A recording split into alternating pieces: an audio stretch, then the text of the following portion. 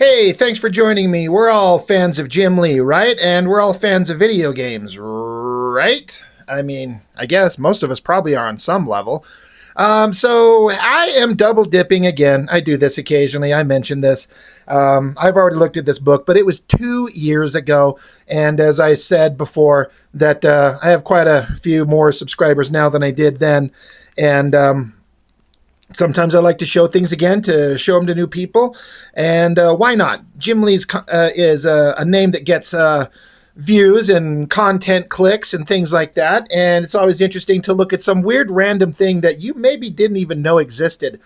I didn't know this thing existed until I just randomly, I think I was in a video game store. I don't remember why, because I'm not a gamer really. It must have been with some friends or my brother or something like that. But on the shelf, there was this comic, and I'm like, I looked at the cover. I'm like, I know that art. That's Jim Lee. I'm like, oh my God, it is Jim Lee. He drew an EverQuest, Ruins of Kunark. Why? Why? If I had to guess, I mean, I don't know. I think this is in conjunction with DC Comics. Yeah, published by Wildstorm Productions, an imprint of DC Comics. So if I had to guess, and somebody can kind of, tell me otherwise, that, DC's got some kind of, contract relationship with the video game company or the creators, and they wanted to get together. I mean, they have to sell product. Like, they got to get the name out there. Why not tap into the comic market? And who better than Jim Lee to draw a thing? I mean, why not, right? What could go wrong? I don't know. Ultimately, is this book interesting? I don't give a shit about EverQuest in the slightest. Could not care less. Do not have the slightest bit of interest at all. I definitely like Jim Lee. And sword and sorcery, fantasy, Lord of the Rings type shit, He-Man type shit, it kind of depends on the property and how it's kind of how it's made and how they put it together. I either am going to be either super interested or good Lord, do I not care. But the fact that it's kind of connected to a video game super duper makes me not care. I don't care about video games being turned into like serious stories and properties and comics. It never seems to connect because it always seems to have to go back to, you got to go play the video game. You have to stand around and you have to be in front of a character and you have to project magic cast for 20 points or whatever. And then you have to stand there and take a hit. And it's just, boy, do I not care. So the only reason I picked this up was for Jim Lee art. And someone else mentioned, one of my viewers commented on a different video that, hey, did I know this thing existed? They said that I should check it out because Jim Lee really phoned it in, according to this guy who was commenting. And I don't know if I remember thinking that he phoned it in, and I don't know that I would agree with that, but I kind of, to a degree. But here's the thing, even Jim Lee phoning something in, it still doesn't look too bad. It's got the old kind of the kind of classic adventure stuff. You got maps and like a scroll thing here. That's fun. So written by Brad McQuaid and Jim Lee. So Jim Lee's got a hand in this. I wonder if the Jim Lee portion in the writing comes in with maybe Brad McQuaid has never written a comic. And so he needs help constructing a story in a way that makes sense for a comic book. I don't know. Does Jim Lee play EverQuest? I'm sure during the creation of this thing, like a good, guy getting out there to kind of help sell the book, he's going to tell you, absolutely, I play EverQuest all the time. It's so great. I kind of doubt that. Jim Lee's a busy man. I mean, he's got a wife and 1,000 kids, and he's got DC Comics to work with, and comic drawing takes up all his time. When the hell is Jim Lee going to play EverQuest? Like, I seriously doubt it. But the art was an interesting thing. Has layouts Jim Lee and finishes Dan Norton, no relation. Even Jim Lee doing layouts still can look pretty good. There's some issue, like there's a specific issue of Wildcats where Jim Lee did the layouts and then Richard Bennett did the hyper detailed finished inks over his layouts. And then I've been fortunate enough to see some photocopies of the Jim Lee pencils by connection, my good friend Chuck Gibson, who was an inker at Wildstorm. He has photocopies of the layout pages that Jim Lee drew, which all looked good. It's just the basic line work of the figures, but no shadowing and cross-hatching and rendering, just the basic line work, the open line drawing of the figures. And Jim Lee is still really good when he does stuff like that. But then you hand it over to, like, in the case of that Wildcats comic, you hand that over to Richard Bennett, and he's going to detail the hell out of it, and it's going to look amazing. And it also looks different because it's not Scott Williams inking him. Richard Bennett brings a different flavor. And here we get Dan Norton. Now, I kind of always thought of Dan Norton as a penciler, but doing finishes, I mean, you know, a good artist can do both. And it definitely has a different, unique look to the art in a way that's kind of hard to explain if you're not kind of someone who pays attention to the inking, finishing of an artist, and specifically what Jim Lee's art always looks like. Dan Norton, again, I just thought he was a penciler, but as a finisher, as an inker, I mean, I feel like he's pretty good. This is from 2002. Let me double check. Yeah, 2002. So again, forever ago. But like you see this kind of texture going on in the lower part of this guy's cloak. That's not something you can pencil in. That's Dan Norton adding some unique kind of texture that he adds to it. So if you're very familiar with Jim Lee work, his art, this definitely looks like his facial structure, and the layouts all kind of look like him, but the finish on top of it, the Dan Norton edition of everything, like if I bring it up, if you could kind of see how there's kind of like, I don't know how to describe it. Let me get my little pointer here. Like if you look in his hair, there's kind of like these open line, like it looks like he inked it in black and then come back over it with some kind of like white something to add a texture over the lines. And it's really obvious in some other art in this book later on. I feel like he was doing something different, and that's to his credit, you know. Good for him for trying a different thing. It's a pretty awesome, powerful shot of whoever these video game characters are, where, you know, you booted up the game and you start out the quest and you come to a castle and you got stupid troll guy and mysterious guy in cloak and another mysterious troll guy and magical mage dude. I don't know. I mean, it's a good shot. It's pretty expansive. It's a good background. I wonder how much detail Jim Lee put onto the castle thing in the background. You know, how much did he leave Dan Norton to have to fill that in? But it feels like Jim Lee art. Also, you know, with Jim Lee doing layouts, there's not a lot of heavy shadows almost anywhere, which kind of makes sense if Jim Lee's he's just kind of throwing in the figures and penciling in the light cloak and the basic armor and stuff like that, hands it off to the inker and says, you know, tighten it up, make it look good. But there's not a lot of heavy shadows. Heavy shadows are not in there. And it's, you know, it leaves it open for color, which I like, but it doesn't feel like a fully rendered Jim Lee comic, and that's fine. It's just a different approach. His storytelling is clear. You know, they approach the castle, kind of interesting, like Dutch angle, low Dutch angle shot, looking up at the characters. They kind of look at each other back and forth. You know, it's all basic storytelling. We interact, we meet, we talk, we go back and forth. We're allowed inside. This is an interesting shot of all these soldiers, a bunch of girls, looks like, holding up their staff. But yeah, you know, these faces, this is all like modern-ish day Jim Lee facial structure. Like when he drew an Uncanny X-Men, the faces didn't look like that. They looked a little bit more interesting, and I don't know, Jim Lee kind of altered his art style like a lot of artists do, and it's just less interesting. But again, he's just kind of banging this out. He's got a lot of pages to do, but he's kind of running through it fast, and it still looks good. Most artists would die to have Jim Lee at, 50%. I couldn't help but laugh at this shot. If you watch my channel and you watch my reviews on Liefeld content, how often he has bad guys sitting in just a squared off concrete throne. Fucking right there, Jim Lee did the same thing.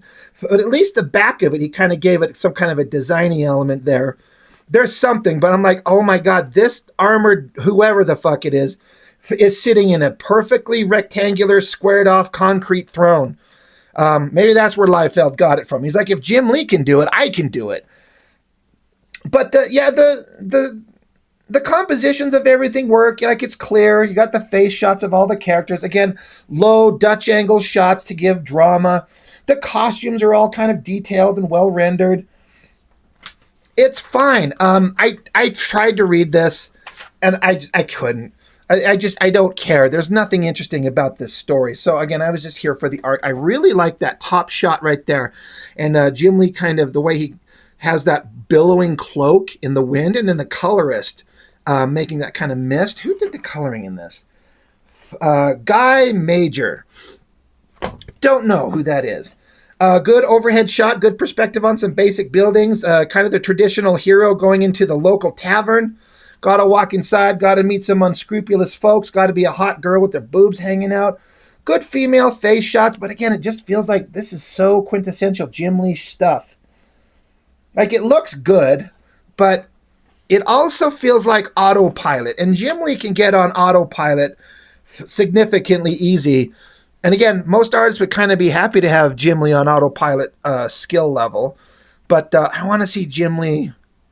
I don't know. I talked about this in that recent Batman Hush issue where I'm just like, I want to see him inspired again.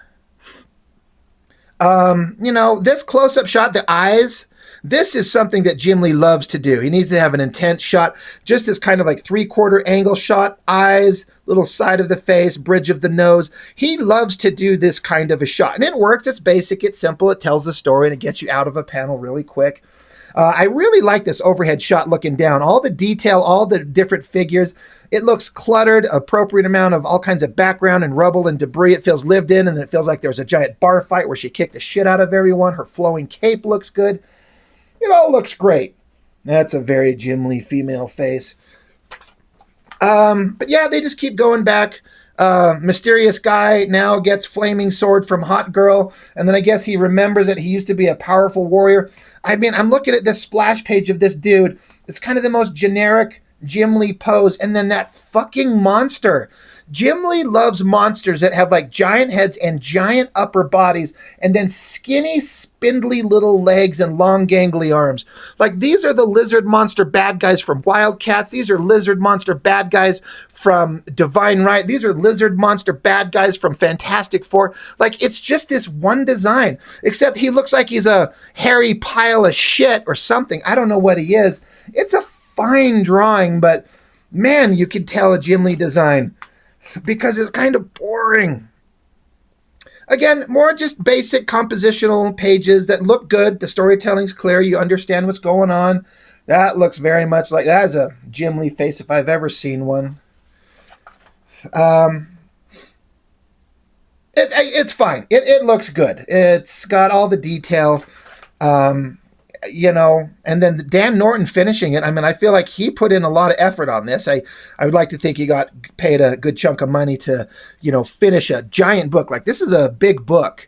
It had a price in 2002 of $6. So, it's quite a bit of work, and you want to give your best kind of effort on top of a Jim Lee comic. So again, I feel like Dan Norton's doing pretty damn good, and he's making it unique. It looks different than your standard Jim Lee Scott Williams thing, and that's fine. That's kind of good. Why not make it look different? There's kind of your good basic Jim Lee hot girl body shot. That's a very Jim Lee face. It's got all that structure that looks exactly like him. It's kind of boring. I think Jim Lee's really good at backgrounds, especially organic backgrounds, rocks and trees. He knows how to put that stuff in there in a way that looks really effective, and I like it. It works really well. They're fighting frogmen, because why not? They're on an adventure. They're on a video game, so you're on a quest. I certainly don't care. There's another boring lizard thing. But yeah, it's all fine. You got to have your action at the end. Everyone's casting their powers and saying weird, otherworldly phrases. Guy is casting magic. Whatever he's doing. I know sometimes people on occasion are like, I wish you'd actually review the story, but some of this shit, it's not worth my time to review the stories on these.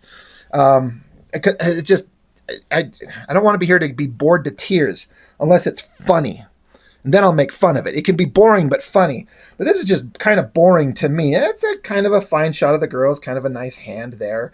That hand with the two middle fingers put together.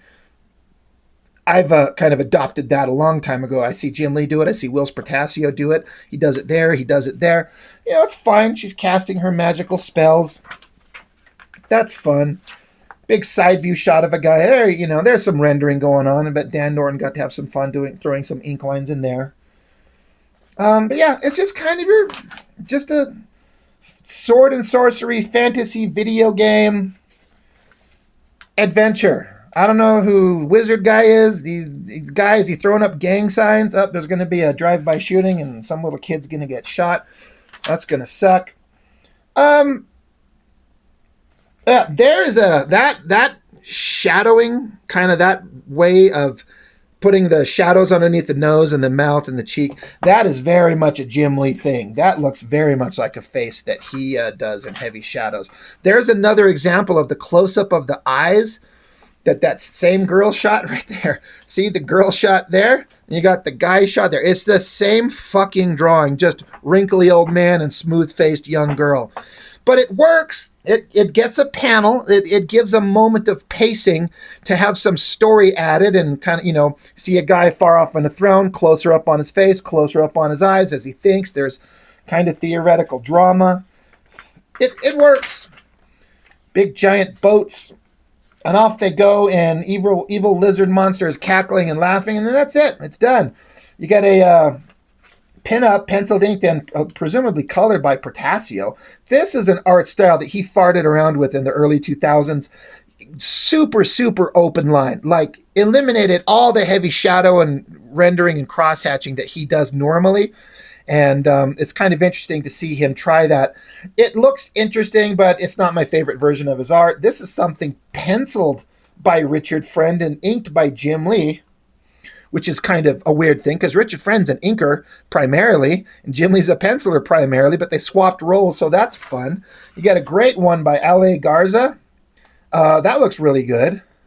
And then Kevin Hampton and Richard Friend, whoever those guys are. So anyway, and there's some shots of the crappy graphics of the video game. I'm sure they were amazing at the time, but boy, not my thing. EverQuest by Jim Lee. I mean, it's something he did if you're a big fan of Jim Lee art, which I used to be. Now I'm kind of like sort of mostly a fan, but not like I used to be. It's something to have, but you know, if I needed a book of Jim Lee's that I'd be willing to part with without a moment's hesitation, boy, God, would this be the one. Please, you can have this. So, I don't know. Just thought I'd share it again. EverQuest by Jim Lee. Whoop-de-doo. It's fine. It's fine. That's all I got. Thanks for joining me. Bye.